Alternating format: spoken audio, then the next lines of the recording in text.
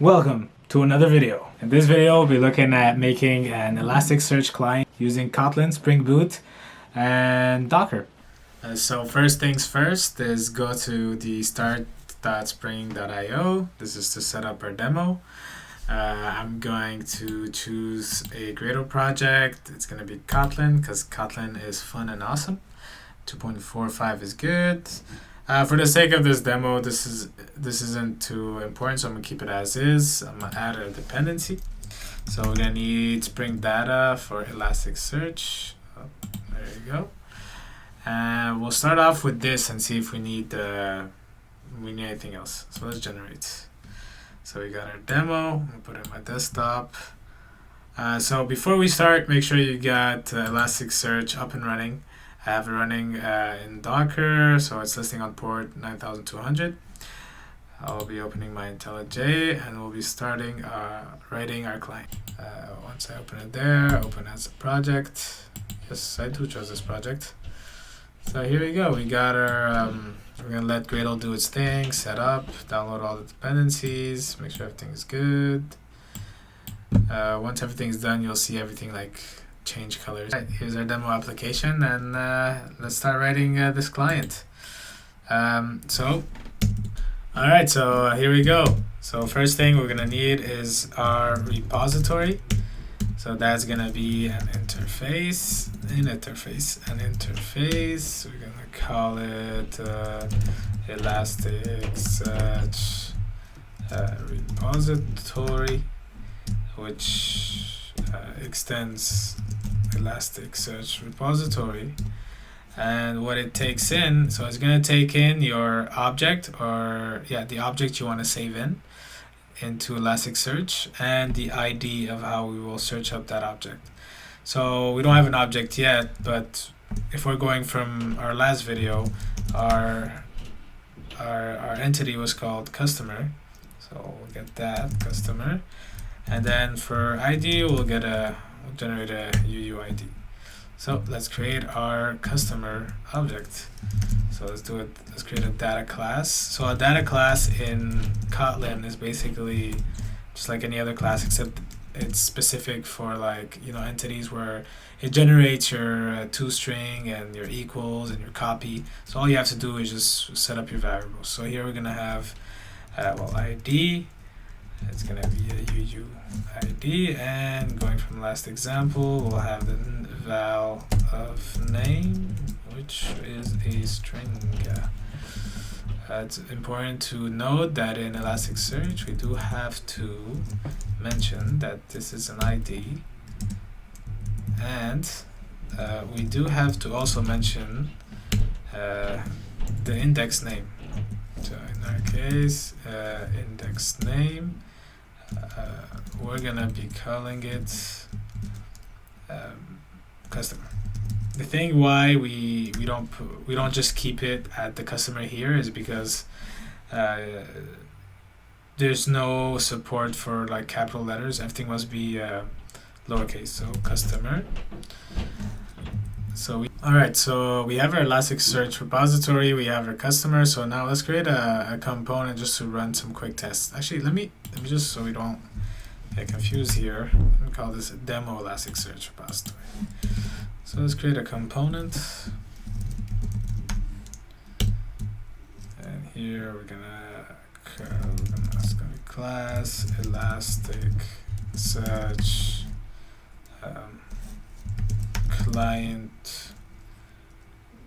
Well, we'll just call it client. Why not? Here we go. Here, this is gonna take a val. We'll go for private. Private val. Here we're gonna go demo elastic. Sweet. Demo Elasticsearch repository.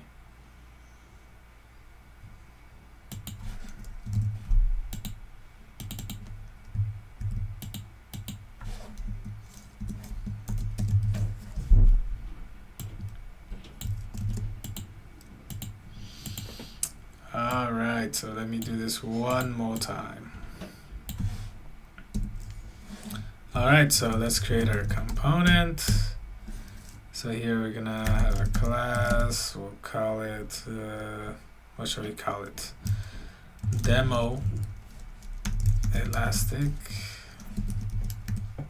Search. Yeah, that's good enough. So private val, we'll call in our demo Elasticsearch repository that we created down here, and we'll start having some fun. So let's do this. So post construct here, we're gonna go fun, tests. Let's call it tests. Alright, here what we're gonna do is, so let's start off by saving a customer. Let's create a customer first of all. So val customer. In our case, continue our last video's example. We'll be looking at, so here where we set it's a random UUID. So here we're gonna put random UUID, and we'll put the name here as Buddy Bob. All right. Then we go out here. Now we want to save Buddy Bob. It's as simple as doing demo repository dot save, and we'll save our customer. All right, so let's go fetch him. So here let's do this. Val our best customer. That would be demo Elasticsearch repository. This time we want to find by ID. In this case it takes an UUID. So since we already have the object customer in hand, we'll take the ID. And let's print out, let's do some println of like our best customer.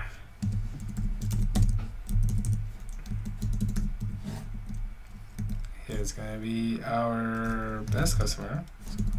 So in kotlin, our best customer dot, yeah, so it's an optional, so if it doesn't find it, it won't return anything, but in our case, pretty sure it's gonna find it because we just created it there. But in the case, of course, you're gonna have to add some error handling in the case that you don't find it, and see where your application, like the business case or the use cases, or the business logic required, what happens next basically. So let's run this. So we go here and we run.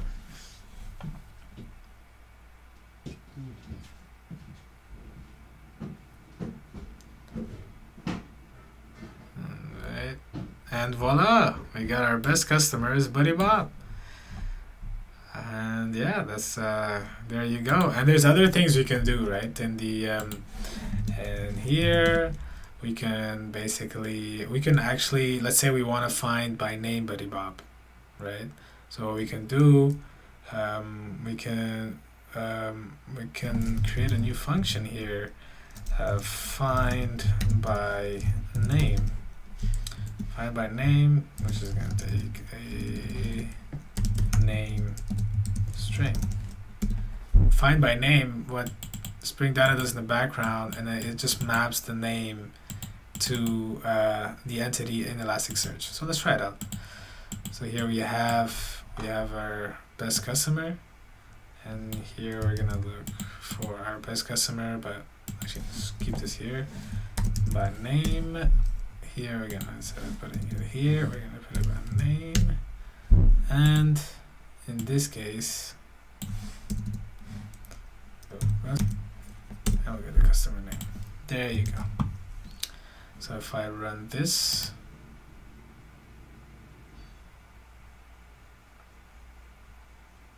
all right, so here you go. You got yourself a working application. You could go ahead and start testing away. And there's also a lot of things that are like built in the repository. You got save, delete, delete all. You can also delete by name. You have account, find all, delete all. So a bunch of cool functionalities you have.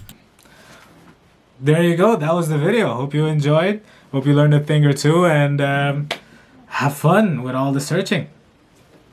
Until next time.